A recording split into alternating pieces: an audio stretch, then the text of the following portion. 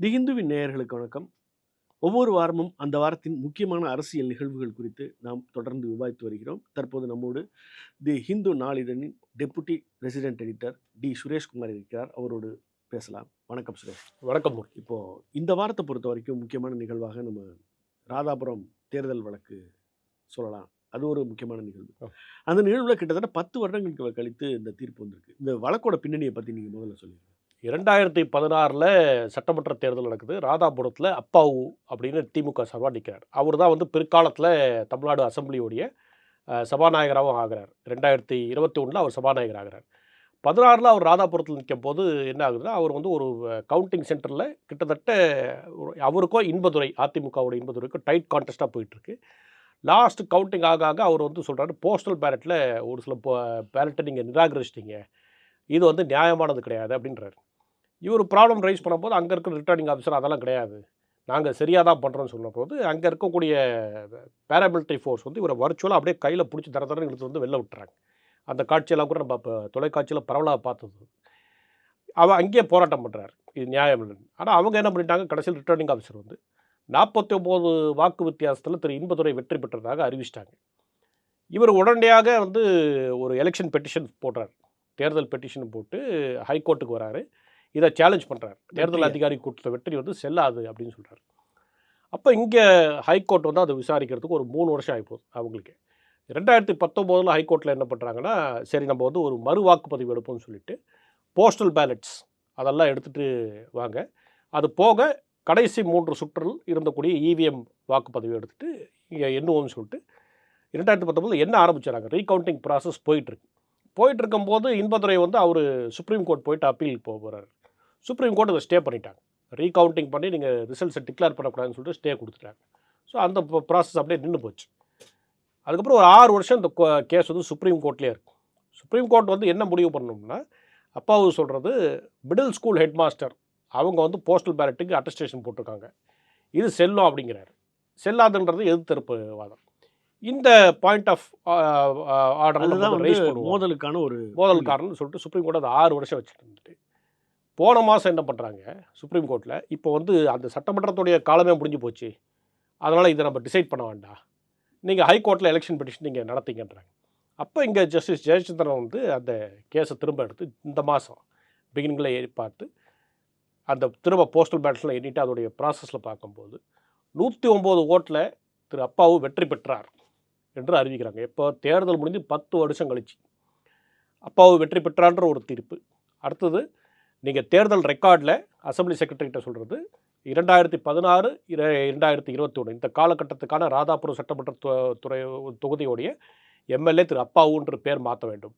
அது வந்து இன்பதுரை கிடையாது. இன்பதுரைக்கு அந்த சமயத்தில் பெற்ற சலுகைகள்லாம் வந்து திரும்ப பெறணும் அவர்கிட்டேருந்து, அதாவது அலவன்சஸ் அதெல்லாம் வந்து திரும்ப கொடுக்குறோம் அப்படின்னு ஒரு ஆர்டர் போட்டுறாங்க. ஸோ 10 வருஷம் கழிச்சு ராதாபுரம் தேர்தலில் வெற்றி பெறாத ஒரு நபர் இப்போது வெற்றி பெற்றிருக்கிறார். ஏற்கனவே வெற்றி பெற்றதாக அறிவித்த திரு இன்பதுரையுடைய தேர்தல் செல்லாதுன்னு ஒரு அறிவிப்பு வந்துருக்கு. இந்த மாதிரி ஒரு தேர்தல் முடிவுகள் குறித்து ஒரு பிரச்சனை வரும்போது அவர்களுக்கு இருக்கக்கூடிய ஒரே வாய்ப்பு தேர்தல் வழக்குகள் மட்டும்தானா? சாதாரண வழக்குகளை தொடர முடியாதா?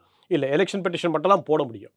அவங்களுக்கு வந்து வேறு எந்த தீர்வும் கிடையாது. நம்ம ரெப்ரசன்டேஷன் ஆஃப் பீப்புள் ஆக்ட், மக்கள் பிரதிநிதித்துவ சட்டத்தில் சொல்லப்படுறதே வந்து 6 மாத காலத்தில் இந்த மாதிரி தேர்தல் மனுக்களை விசாரித்து முடிக்க வேண்டும்ன்றது அதோட வந்து ஒரு இதாக இருக்குது, ஒரு விதியாக இருக்குது. 6 மாதத்தில் பண்ணணும். அதே போல் நீங்கள் தேர்தல் நடந்து முடிஞ்ச பிறகு ஒரு 45 நாட்களுக்குள்ளே பெட்டிஷன் போடணும் நீங்கள். ஸோ இதுதான் அவங்களுக்கு ஒன்லி அப்ரோச் பண்ண முடியும். ஆனால் இங்கே நமக்கு என்ன ஆகுதுன்னா, தமிழ்நாட்டில் இது முதல் தடவை கிடையாது. இதே மாதிரி வழக்கு வந்து ஒரு வித்தியாசமாக சேரன் மகாதேவி தொகுதி, இப்போ அந்த தொகுதி வந்து டீலிமிட்டேஷனுக்கு அப்புறம் கிடையாது. சேரன் மகாதேவி தொகுதியில் 1991 முன்னாள் ஸ்பீக்கர் பிஹெச் பாண்டியன் போட்டிடுறார். அவர் போட்டிட்ட பிறகு அவரை எதிர்த்து வென்றவரை அந்த அவருடைய வந்து பெட்டிஷன் வந்து இவர் போட்டு சேலஞ்ச் பண்ணுறாரு. அவர் வந்து பயன்படுத்திய வண்டி 2 கார் யூஸ் பண்ணியிருக்காரு எலெக்ஷனுக்கு, அதில் ஒன்று வந்து அவர் காமிச்சிருக்காரு, இன்னொன்று காட்டல அப்படின்னு சொல்லிட்டு சேலஞ்ச் பண்ணுறாரு. அந்த கேஸில் தீர்ப்பு சுப்ரீம் கோர்ட்டில் எப்போ வருதுன்னா, உங்களுக்கு 5 ஆண்டுகள் முடிந்து விட்டு அடுத்த சட்டமன்ற தேர்தல் நடந்துட்டு இருக்கு. அந்த சமயத்தில் வந்து பிஹெச் பாண்டியனோட மனுவை ஏற்றுக்கொண்டு வெற்றி பெற்ற நபருடைய தேர்தல் செல்லாது அப்படின்னு ஒரு தீர்ப்பு கொடுக்குறாங்க. அதில் இந்த தொகுதியுடைய வேடிக்கை என்னென்னா, திரும்ப ஒரு 10 வருஷம், அதாவது 1991 இது நடக்குது, 96 தீர்ப்பு வருது. 2006 மனோஜ் பாண்டியன் அப்படின்னு சொல்லிட்டு நம்ம பிஹெச் பாண்டியன் பையன் வந்து அந்த இடத்துல போட்டிடுறார், அதிமுக சார்பாக வந்து போட்டிடுறார். எய்த்தாப்டி நின்ன காங்கிரஸ் வேட்பாளர் வெற்றி பெற்றதாக அறிவிச்சிட்டாங்க. அவர் ஒரு எலெக்ஷன் பெட்டிஷன் போடுறாரு. இது செல்லாது. ஏன்னா இவர் வந்து கவர்மெண்ட் கான்ட்ராக்ட் ஒன்று, அதில் வந்து இவர் ஒப்பந்ததாரராக இருந்தார். அப்போ சட்டத்துக்கு மீறலாகும். அதனால் இவருடைய தேர்தலை வந்து நீங்கள் செட் அசைட் பண்ணணும்னு பெட்டிஷன் போடுறாரு. இதுவுமே என்ன ஆகுதுன்னா 5 வருஷம் கழிச்சு 2011 தான் இதுவும் வந்து முடிவு வருது சுப்ரீம் கோர்ட்டில். ஸோ அந்த வெற்றி பெற்ற நபருடையது செல்லாது அப்படின்னு சொல்லிட்டு தீர்ப்பு வருது. அப்பயும் அசம்பிளி டேர்ம் முடிஞ்சு போச்சு. ஸோ இந்த மாதிரி வித்தியாசம்.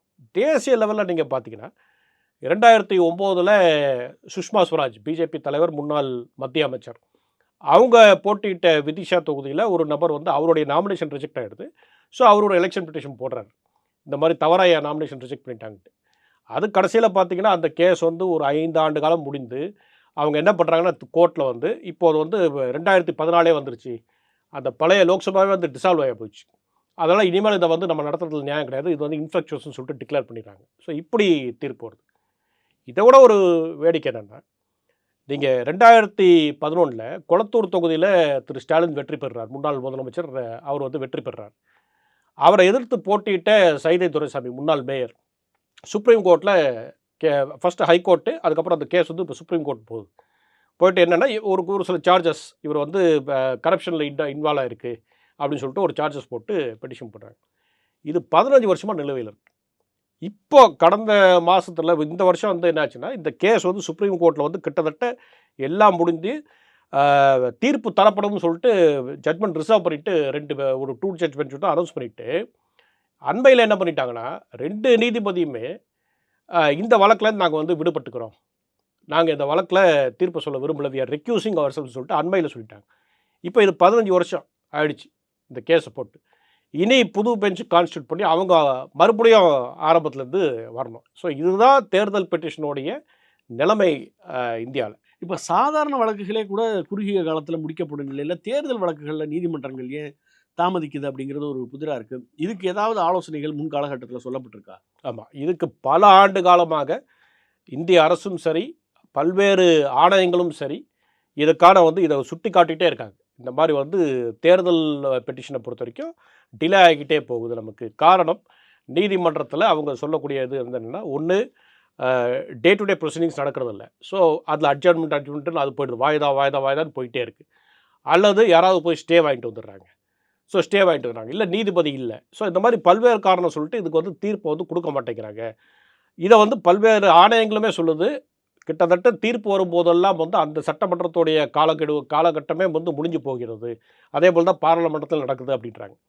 உதாரணத்துக்கு 2001 வந்து அப்போ வந்து ஒரு கமிஷன் வந்து ஒரு ஸ்டடி பண்ணும்போது அவங்க பார்த்தது என்னென்னாக்கா, நீங்கள் 1996 அந்த காலகட்டத்தில் இருக்கிற சட்டப்பேரவை அதில் வந்து தேர்தல் பெட்டிஷன் என்னெல்லாம் போட்டாங்கன்னு பார்க்கும்போது தமிழ்நாட்டில் போடப்பட்ட பெட்டிஷனில் 75% நிலுவையிலே இருந்தது அந்த அசம்பிளி முடிகிற வரைக்கும். புதுச்சேரியை பொறுத்த வரைக்கும் 100% அப்படியே இருக்குது அப்படின்றாங்க. ஸோ இதில் வந்து 1990 அப்போதைய மத்திய சட்டத்துறை அமைச்சர் கோஸ்வாமி அப்படின்னு இருக்கார். அவர் தலைமையில் ஒரு கமிட்டி போடுறாங்க. அந்த கமிட்டி வந்து ஒரு அறிக்கையில் சொல்கிறாங்க, இதுக்கு ஒரு தீர்வு இருக்குது, நீங்கள் வந்து அட்ஹாக் ஜட்ஜஸ் போடுங்க, எலெக்ஷன் பெட்டிஷன்ஸை தற்காலிக நீதிபதிகளை போட்டு 6 மாத காலத்துக்குள்ளே அவங்க முடிக்கணும் அப்படின்னு அவரும் சொல்கிறார். இதன் பின்னர் வந்து நீங்கள் பார்த்தீங்கன்னா administrative reforms commission, law commission, அப்புறம் the commission to review the functioning of the Indian constitution, இந்த மாதிரி பல்வேறு 2001, 2007, 2015 அப்படின்னு சொல்லிட்டு பல்வேறு காலகட்டத்தில் அவங்களாம் ஒவ்வொரு ரெக்கமெண்டேஷனாக கொடுக்குறாங்க. அதில் ஒரு ரெக்கமெண்டேஷன் வந்து உங்களுக்கு வந்து லா கமிஷன் சொல்கிறது, ஒரு எலெக்ஷன் பெஞ்சஸே நீங்கள் அமைங்க, தனியாக ஒவ்வொரு தேர்தல் வரும்போது ஒரு எலெக்ஷன் பெஞ்ச் அப்படின்னு. உச்ச நீதிமன்றத்துக்கு பெஞ்சா இல்லை உயர் நீதிமன்றத்துக்கு? எல்லா உயர் நீதிமன்றத்திலும் ஒரு பெஞ்ச் வச்சுருங்க. அவங்க வேலை வந்து இதை வந்து ஃபஸ்ட்டு ப்ரியாரிட்டி பேசிஸில் வந்து இந்த கேஸஸ் ஹியர் பண்ணி தீர்ப்பை சொல்லிட்டோம் அப்படின்றாங்க. இல்லை எலெக்ஷன் ட்ரைபியூனல்ஸ் வைங்க. ஏன்னா நமக்கு இந்தியாவில் முதல்ல வந்து எலெக்ஷன் ட்ரைபியூனல், அதாவது தீர்ப்பாயம் அப்படின்றது இருந்தது. 1952 நடந்த எலெக்ஷன் நீங்கள் எடுத்து பார்த்தீங்கன்னாக்கா, அப்போ வந்து பல்வேறு எலெக்ஷன் பெட்டிஷன் தமிழ்நாட்டிலேயே போடப்பட்ட பல்வேறு எலெக்ஷன் பெட்டிஷன் அந்த காலகட்டத்தில் ஒரு வருஷத்துக்குள்ளேயே வந்து தீர்ப்பு வந்துருச்சு. ஏன்னா எலெக்ஷன் ட்ரைபியூனல்ஸ் இருந்தது. அப்போ நீதிமன்றத்துக்கு போக வேண்டிய அவசியம் கிடையாது. அப்போ இந்த தீர்ப்பாயம் வந்து ஒரு வருஷத்துக்குள்ளேயே தீர்ப்பு கொடுத்த கேஸ் வந்து 1952 to 57 அந்த காலகட்டத்தில் நீங்கள் பார்க்கலாம். பிறகு எப்போ இது வந்து இது ட்ரைபியூனல்லாம் அபாலிஷ் பண்ணிவிட்டு நீதிமன்றமே இதை விசாரிக்கட்டும், உயர் நீதிமன்றம் தான் ஃபஸ்ட்டு அத்தாரிட்டி உங்களுக்கு பெட்டிஷன் போடுறதுக்குன்னு வந்ததோ, அந்த காலகட்டத்திலேருந்து பார்த்தீங்கன்னா சாதாரணமாக 3 ஆண்டு காலம், 5 ஆண்டு காலம், அல்லது அது தீர்ப்பு வராமல் அப்படியே போய்விடக்கூடிய நிலைமை வந்து அப்போ தான் நமக்கு வந்து ஏற்படுது தொடர்ந்து. இப்போ இது போன்ற பரிந்துரைகள்லாம் இருக்கு. ஆனாலும் கூட 10 ஆண்டுகள் அல்லது 5 ஆண்டுகள் அந்த சட்டமன்றத்தோட காலம் முடிந்த பிறகு தீர்ப்புகள் வருது. இந்த தருணத்தில அ உடனடியாக செய்யக்கூடிய வகையில என்ன என்ன வாய்ப்புகள் இருக்கு? சட்ட ரீதியான வாய்ப்புகள் என்ன இருக்கு? இதில் என்ன ஒரு வேடிக்கைனாக்கா சுப்ரீம் கோர்ட்டை 2015 ஒரு கேஸில் வந்து அவங்களே இதை நோட் பண்ணுறாங்க. இந்த மாதிரி அசம்பிளியோட டேர்ம்லாம் எக்ஸ்பயர் ஆனதுக்கப்புறம் இந்த எலெக்ஷன் பெட்டிஷன் பெண்டிங்காக இருக்குது, அதனால் இதை வந்து சரி பண்ணணும், இது வந்து ஜனநாயகத்தை கேலி கூத்தாக்கக்கூடிய விஷயமாகுது, மக்கள் வந்து விரும்பாத ஒருத்தரை நீங்கள் வந்து அந்த இடத்துல போட்டுறீங்க, யார் முறையாக தேர்ந்தெடுக்கப்படவில்லையோ அந்த நபர் வந்து லா மேக்கிங் ப்ராசஸில் ஈடுபடுறாரு, அதனால் இதெல்லாம் மாற்றணும், ஸோ ஸ்பெஷல் ட்ரைபியூனல்ஸ் வைக்கலாம் அப்படின்னு சொல்லிட்டு சுப்ரீம் கோர்ட்டே கூட சொல்லியிருக்கு. ஆனால் அந்த சுப்ரீம் கோர்ட் சொன்னதையே இப்போ இந்த தீர்ப்பில் ஜஸ்டிஸ் ஜெயச்சந்திரன் என்ன சொல்கிறாருன்னா ஹைகோர்ட்டில், சுப்ரீம் கோர்ட் 2015 இதெல்லாம் சொல்லிச்சு, ஆனால் அவங்களே வந்து ஒரு பேசிக் கொஸ்டின் ஆஃப் லாவை செட்டில் பண்ணாமல் திரும்ப 6 வருஷம் கழித்து நம்மக்கிட்ட அனுப்பிச்சிருக்காங்க. இது அவர் சொல்லக்கூடிய வார்த்தை, the term unfortunate may not be adequate expression to describe the present கேஸ்ன்றார். அதாவது இது துரதிருஷ்டவசமானது அப்படின்னு சொல்கிறது சரியாகாது, இது வந்து ஜனநாயகத்தை ஒரு மிகப்பெரிய கேலி கூத்தாகக்கூடிய விஷயம் அப்படின்னு அவர் ரொம்ப வருத்தப்பட்டு சொல்கிறாரு. அவர் இன்னொன்று என்ன சொல்கிறாருன்னா, ஜஸ்டிஸ் ஜெயச்சந்திரன் வந்து ராதாபுரம் மக்கள் தொகுதி அவர்கள் விரும்பாத ஒரு பிரதிநிதியை நீங்கள் அவர்கள் மீது திருத்தியிருக்கிறீர்கள். ஏன்னா இன்பதுரை அவர்கள் தேர்ந்தெடுக்கவில்லை, அவர்கள் தேர்ந்தெடுத்தது திரு அப்பாவுவை, அதனால் இந்த மாதிரி நடந்திருக்கு. இந்த நிலைமை தொடரணுமே ஆனால், அதாவது நீங்கள் வந்து மக்கள் பிரதிநிதித்துவ சட்டத்துக்கு விரோதமாக சென்று, அதே போல் சுப்ரீம் கோர்ட் 2015 அவங்க சொன்ன தீர்ப்புக்கு விரோதமாக நீங்கள் சென்று கொண்டிருந்தால், 25 ஆண்டுகளுக்கு முன்பாக இந்தியாவோட சுதந்திரம் அடைந்த நாடுகள், சர்வாதிகார நாடுகள் எப்படி மோசமாக போய்விட்டதோ அந்த நிலைமைக்கு இந்தியா போய்விடுமோ என்ற ஒரு அச்சமே ஏற்படுகின்றது. அவர் தீர்ப்பிலே எழுதியிருக்கார், ரொம்ப ஷார்ப்பாக ஸ்ட்ராங்காகவே எழுதியிருக்கார் ஜஸ்டிஸ் ஜெயச்சந்திரன்.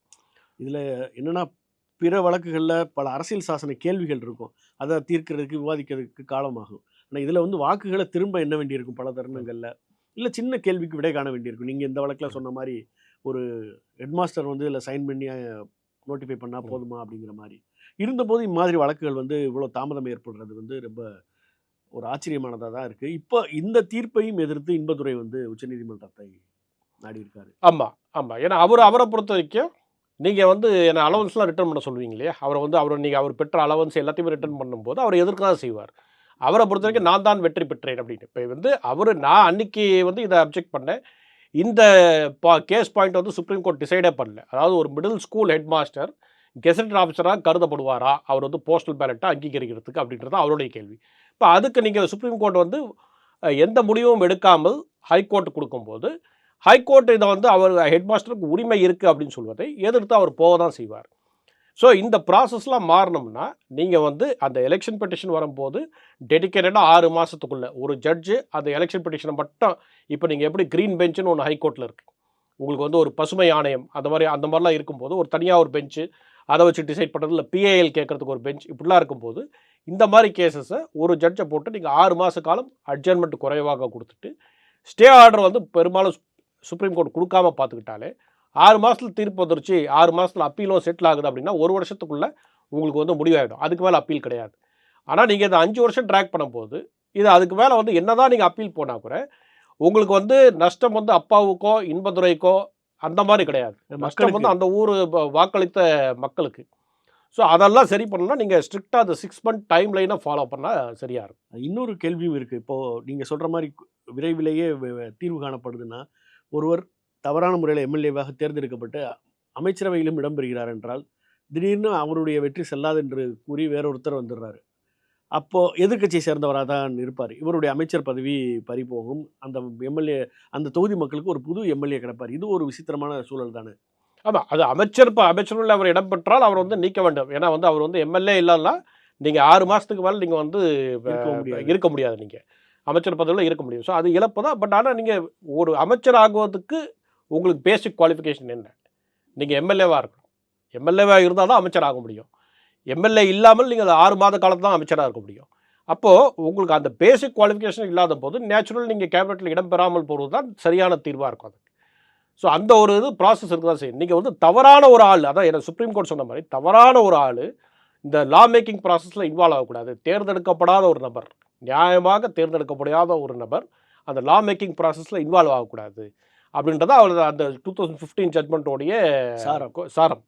அப்படி இருக்கும்போது நீங்கள் வந்து ஒன்ஸ் டிஸ்குவாலிஃபை ஆகிடுறீங்க, உங்கள் தேர்தலே வந்து செட் அசைட் ஆகுதுன்னா ஆட்டோமேட்டிக்காக நீங்கள் போயிடணும். அடுத்த பை எலெக்ஷன் வந்தால் தான் நீங்கள் வந்து எங்கேயாவது நிற்க முடியும். நீங்கள் இது போன்ற தேர்தல் வழக்குகளை தீர்ப்பதற்கு நீண்ட காலம் எடுப்பது குறித்து நம்முடைய நேயர்களுக்கு தெளிவாக விளக்கினீர்கள்.